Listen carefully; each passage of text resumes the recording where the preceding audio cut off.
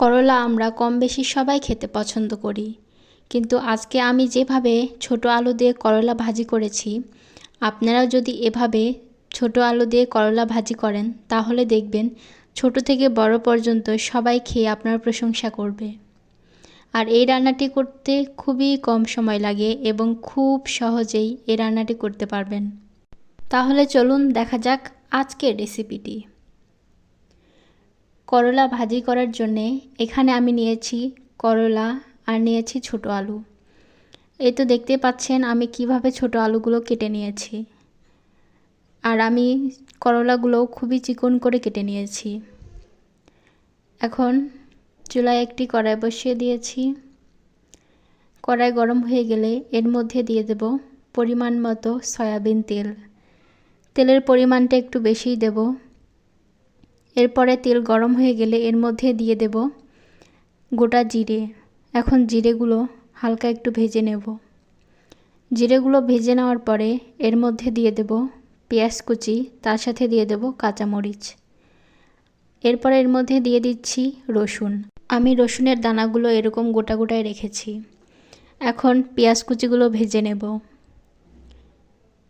পেঁয়াজ কুচিগুলো কিছুক্ষণ ভেজে নেব, নরম হয়ে না আসা পর্যন্ত। পেঁয়াজ কুচিগুলো আমি কিছুক্ষণ ভেজে নিয়েছি। এখন আমি এর মধ্যে দিয়ে দেব কেটে রাখা করলা ও আলু। এখন আমি ভালো করে করলাগুলো নেড়েচেড়ে দেব। কিছুক্ষণ ভালো করে নেড়েচেড়ে দিতে হবে। আর এই ভাজিতে তেলের পরিমাণটা একটু বেশি দিতে হবে, কারণ এতে আমি পানি দেব না।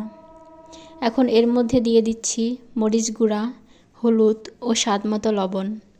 সবগুলো মশলা দেওয়ার পরে নেড়েচেড়ে দেব। এতে আর অন্য কোনো মশলা দিতে হবে না, এই কয়েকটি মশলা দিলেই রান্না হয়ে যাবে।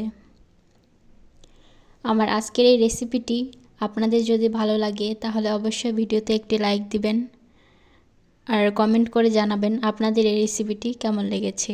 আর যারা আমার চ্যানেলে নতুন তারা অবশ্যই আমার চ্যানেলটি সাবস্ক্রাইব করে আমার পাশে থাকবেন। এখন আমি ঢাকনা দিয়ে ঢেকে কিছুক্ষণ রান্না করব। কিছুক্ষণ পরে আবারও ঢাকনাটা সরিয়ে নেড়েচেড়ে দেব। এভাবে কয়েক মিনিট পর পর ঢাকনাটা সরিয়ে নেড়েচেড়ে দিতে হবে, নয়তো তলায় পুড়ে যেতে পারে।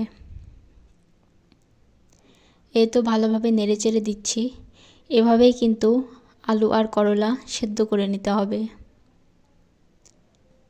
আর এই সময় চুলার আঁচটা মিডিয়ামে রাখবেন, তাহলে দেখবেন করলাগুলো পুড়ে যাবে না। নেড়েচেড়ে দেওয়ার পরে আবারও ঢাকনা দিয়ে রান্না করে নেব। কিছুক্ষণ পরে ঢাকনাটা সরিয়ে আবারও নেড়েচেড়ে দিচ্ছি।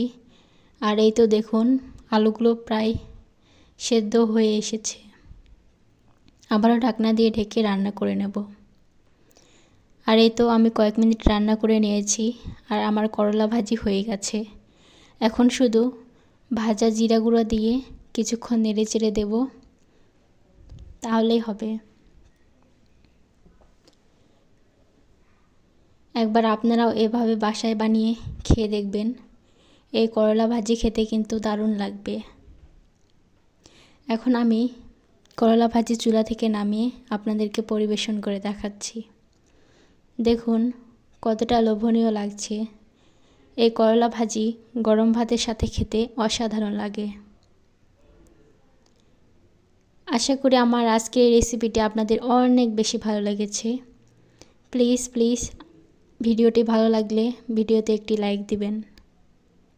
আমরা যারা ভিডিও বানাই আমরা জানি একটা ভিডিও বানাতে কত কষ্ট করতে হয়। তাই আপনাদের কাছে আমার একটাই রিকোয়েস্ট, ভিডিওটি ভালো লাগলে অবশ্যই ভিডিওতে একটি লাইক দিবেন। আজকে এই পর্যন্তই। সবাই ভালো থাকবেন, সুস্থ থাকবেন। খোদা হাফেজ।